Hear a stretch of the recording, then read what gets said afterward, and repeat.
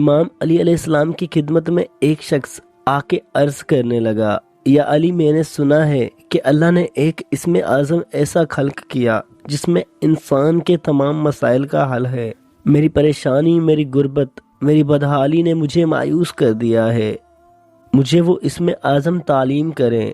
جیسے ہی یہ پوچھا گیا تو امام علی علیہ السلام نے عرض فرمایا، اے شخص، وہ اسم اعظم اللہ کی رحمت ہے اور وہ اللہ کا رزق ہے۔ جب انسان بیٹھ کر رزق حلال سامنے رکھ کے ہاتھوں کو اٹھا کے اللہ پاک کا نام لیتا ہے تو پھر 7 مرتبہ یا رزاقو یا رزاقو یا رحمان پڑھتا ہے اور پھر دعا مانگتا ہے کہ اے اللہ، بے شک تو میرے وجود سے زیادہ میرے قریب ہے۔ جب تو اپنے گنہگار بندے کے لیے رزق بھیج سکتا ہے تو اس وقت میری دعاؤں کو بھی یقیناً سن رہا ہوگا۔ اے اللہ، میری ساری دعائیں قبول فرما، میرے سارے مسائل ختم فرما۔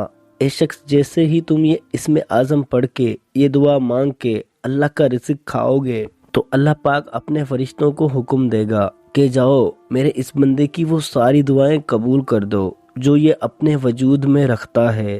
تو یوں تمہارے سارے مسائل ختم ہونے لگیں گے اور تمہاری ساری دعائیں فوراً قبول ہوں گی۔